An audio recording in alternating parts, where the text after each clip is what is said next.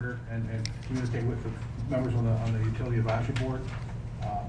Get involved with that, monitor what they're doing, ask a lot of questions. I appreciate the challenge. I appreciate those questions being asked. But at this point, I'm as comfortable as I can be knowing that we've set that course in action. And there's no indication that I have right now that says we're not keeping up with our commitment of 2 or 3 months ago to run those 3 parallel objectives. So again, I encourage all of you who have anxiety, concerns, keep after it and keep us on focused and accountable. That's really my message. Thank you. Thank you. Commissioner Zerni? I'm waiting to answer you. I just don't get this.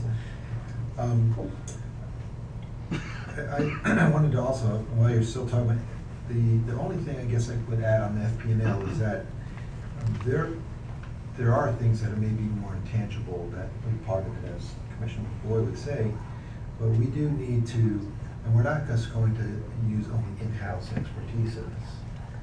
So it's not going to be something that we just conjure up or staff conjures up.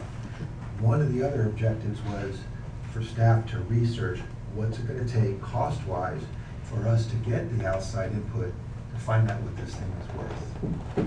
Right, so that's what's already in the process. That's what the UAB is finding out, and that's been in the works right away as soon as we left that meeting, which was a joint workshop session a couple of weeks ago. So I agree with Commissioner Maxwell to definitely stay in touch with Lisa Maxwell, the chair of that board. So I think that's exactly what we need to do, fully vet out all the options, and it can be done simultaneously.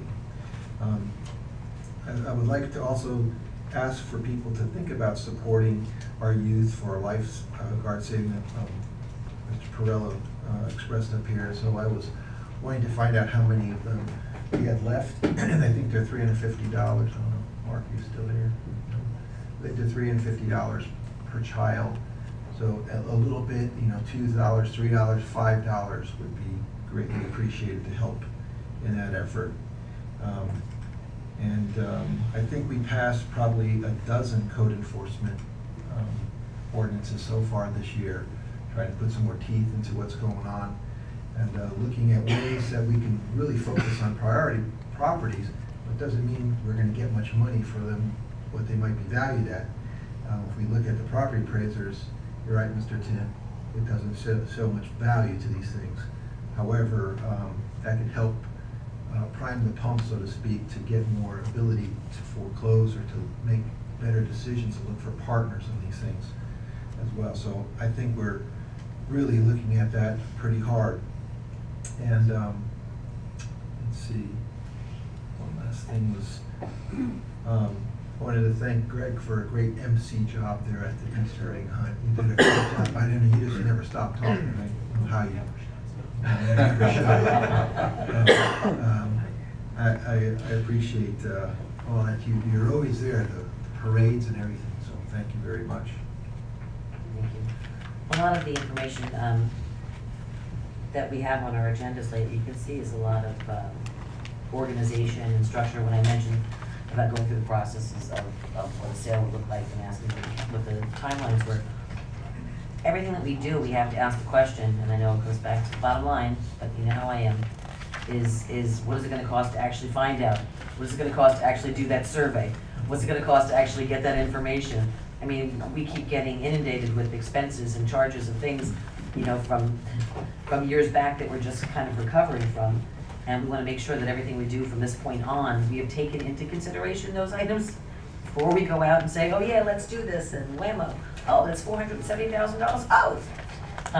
We actually are taking this into consideration now, so I think we're taking all the proper steps. Yes, keep us in check and make sure that we're making progress the way that we need to be, because I just don't want there to be, we say, okay, yeah, we've got 3 years, we've got this amount of time to get all this information out. It goes fast, and I just don't want us to lose track of that as well, and that's what I meant by that. But we want to do everything right the first time, so sometimes it seems a bit pragmatic, but we need to do that right now compared to where we've been in recent years. Okay, approval of the minutes. I'll entertain a motion. So moved.